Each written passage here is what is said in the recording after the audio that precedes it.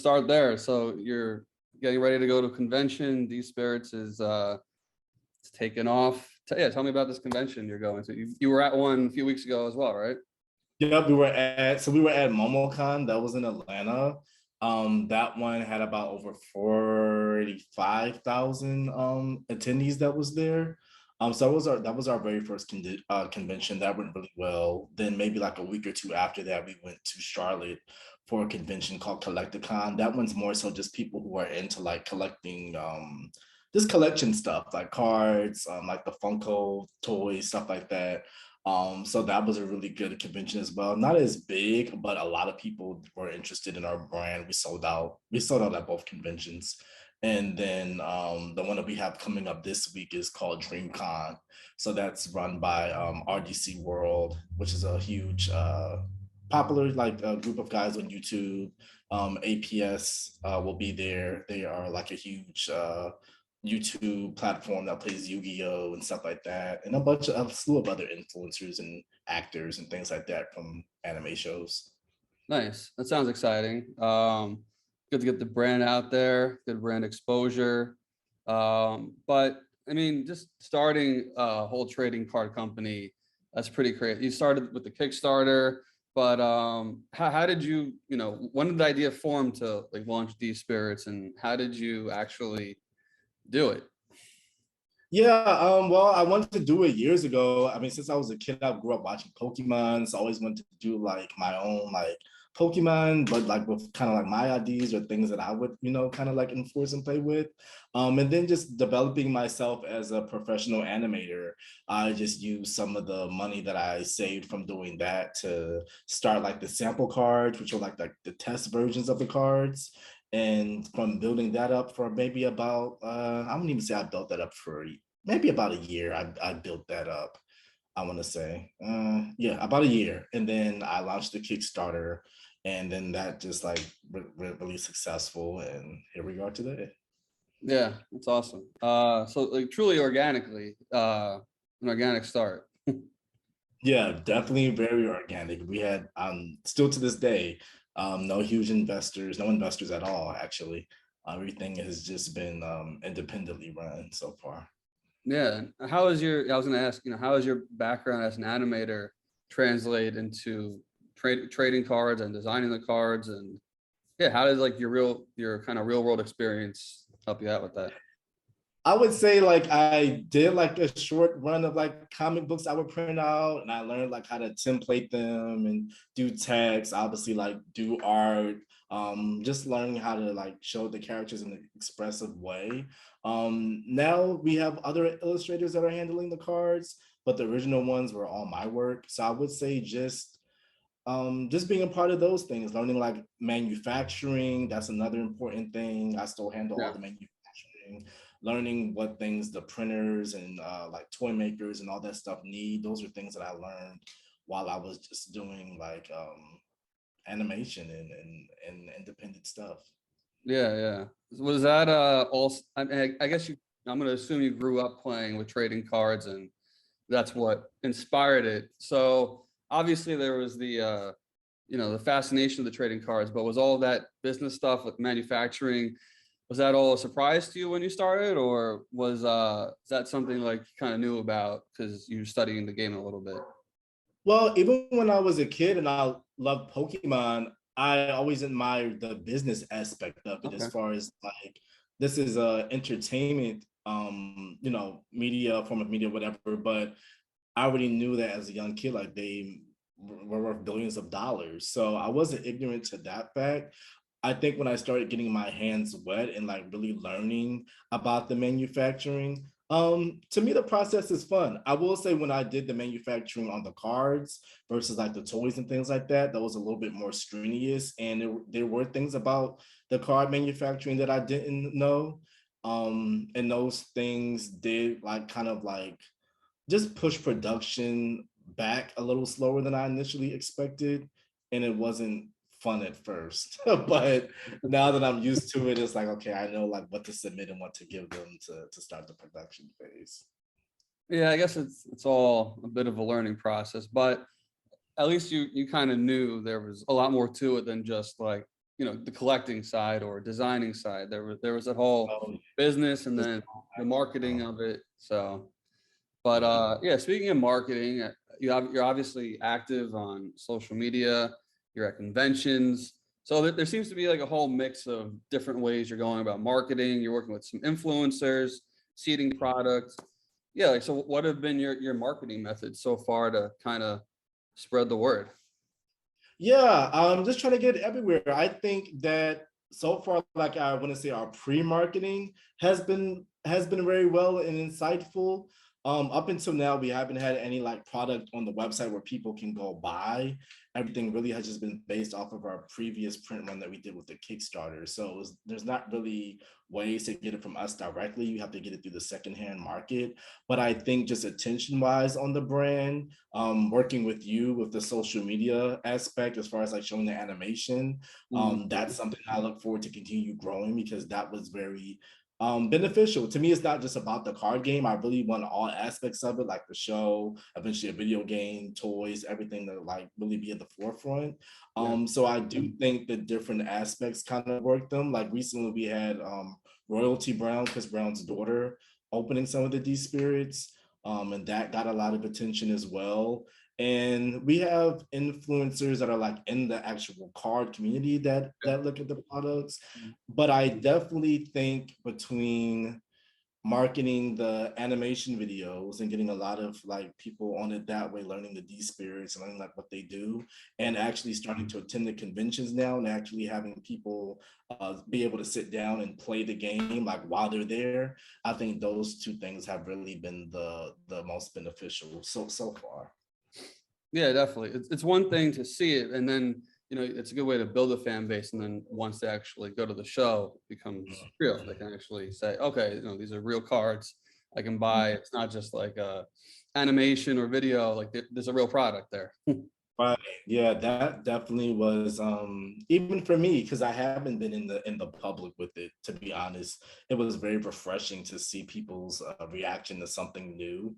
And people don't lie, they're not interested in something, then nobody's gonna be there. Nobody's gonna buy whatever you're like, it's just like they just aren't gonna be interested. But for the most part, it wasn't really even a thing of selling. I mean, people were really coming and really enjoying themselves, and they didn't mind taking part and purchasing the cards and playing more with their friends and things.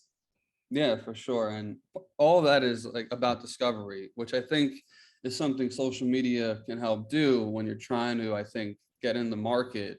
And we worked together on launching your TikTok. So why was TikTok to you an important platform to be active on? Well, I think while I always watch, okay, I'll say this. It's like I always watch Gary Vee's videos. He always talks about free real estate and Right. basically just going to where the attention is at. Now I experiment a little bit with TikTok on my own with my own strolling cartoons TikTok, and some of the videos that like one of them hit like one of them hit a million. One of them actually did hit 1 million views. Okay. And that was with no ads, no nothing. It just was like organic reach. So that was very eye-opening to me because I was like, I've never had any videos on YouTube, Facebook, Instagram, nothing hit 1 million views, all these shares, comments. And Mhm. so I really started taking into account things I was hearing about it. And I also know that a lot of the newer generation, it's like that with every generation. I feel like, I mean, I was lucky enough to grow in the age where we were like in that space where we didn't have social media, but Mhm. then being younger and coming into it. So it Mhm. was like we had in our age, it was MySpace. That was the big thing. And then of course Facebook. But then the next generation was like, okay, well, they like Instagram more. To them, Facebook was kind of like the old man's social media. And then I feel like that's even like how it is today. Like people, the younger generations on TikTok, and they kind of look at like Facebook and Instagram, like those are kind of like for the older people, I feel like. And I Mhm. just feel that I know as far as me, I want to grow my brands and my cartoons and stuff with a new generation. I mean, because those are the people that get to experience something new. So I definitely wanted to capitalize on TikTok. I know that was a long-winded answer, but I really wanted to capitalize on it and really grow the platforms on there. Yeah, yeah. I think well, it's a good answer, and I think it's a good reason to be on the platform. And yeah, there is the organic side of it for sure, as you kind of do with your, on the ground marketing. There's the on the ground, I guess, of TikTok, where yeah, you post and you might catch fire and something might go viral. But realistically speaking, it's kind of like catching lightning at a bottle. It doesn't always happen. That's It's true. hard, you can kind of figure out how to do it, but to ensure that posts are being seen, there is also that advertising aspect, which I think a lot of people kind of miss or don't get it too involved with. But that was something when we first started talking and working, that was something that you immediately had in your mind, like, okay, how do I go about not only managing the page organically, but how do I actually get this to the right audience through advertising?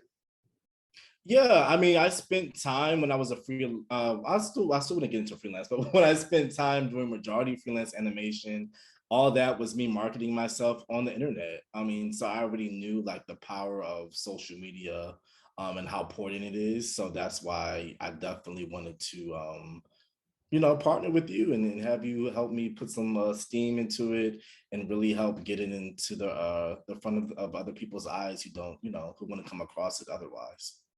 Yeah, yeah, and I think there's certainly a lot of powerful tools you can use to do that. Like on TikTok, for example, you can actually target people who are interested in just a hashtag of similar trading card games or just trading card games in general. Or if you're marketing conventions, you can target other conventions. So yeah, I feel like a lot of people don't go into, okay, I'm launching a brand and here's how I can target. But I think the fact that you kind of had that mindset already just made that whole process easier, and you knew what it would take and what was possible um, when you go about it the right way. Right. Hmm. But yeah, we were actually, we were able to grow your page for sure. In about a month or so, you already hit 11,000 followers, and one of your videos, I've even like after the fact, kind of just took off on its own. You get Yeah, I think engagement I and think took off. I think that you definitely did help, like definitely lay the base of the groundwork. Mhm. So when we did start posting, like I guess the next batch of videos, Yeah, yeah, like you said, one of them didn't even have any like marketing or whatever on it. It just like amassed like over 100,000 views in a really fast and short time. So I was like, whoa, like what's going on? It was yeah. really cool. Yeah, I feel like that's one of the. I feel like even when Instagram was in its early stages, you weren't able to grow that quickly. Oh, It just not at wasn't. all. And even now, it's still an important platform to have, but growing in Instagram, I think, is just much harder to do than I think getting started on TikTok. But nevertheless, it's always good to have everything. But Yeah. but yeah, obviously you now have you have a big platform to advertise to, and you're active across all social media. Um, so yeah, I guess what's your plans in the near future for D Spirits, and how will you continue using your social media and on the ground marketing and just all your know-how from the previous years to keep pushing it forward? Yeah, so we're definitely entertainment company first versus just like solely just cards. So Okay. as we just get into more animated content or things that are just interactive that people can enjoy, my plan is just to keep going forward and making sure that TikTok, YouTube, people that are looking for those type of media to consume and be entertained by will be able to take a look at these spirits, which is something new, a brush of fresh air, and hopefully they'll become brand new fans of it and join the family. Yeah. Well, if anyone needs a big balloon of these balloon animal of these bears, I see those kind of pick up some steam on social media. Those are really cool. But yeah, it's cool that you have that entertainment first aspect. It's not just the trading card company. There's more things around it. I think that just opens you up to even more in the future. Yeah, for sure. Yeah, I want to hit like I said, I want to do video games eventually. Definitely animated shows, everything. So it's not just a trading card game. Cool, cool. Well, anything else you want to mention before we get out of here? No, I'm excited to see how the future is. I can't wait till we actually complete the first episode and really get that out there. I really think that will be not the defining factor, but I do in a way. I really feel like that will bring garner a lot of attention. So I look forward to working with you on that and just seeing how everything goes once we're able to launch it.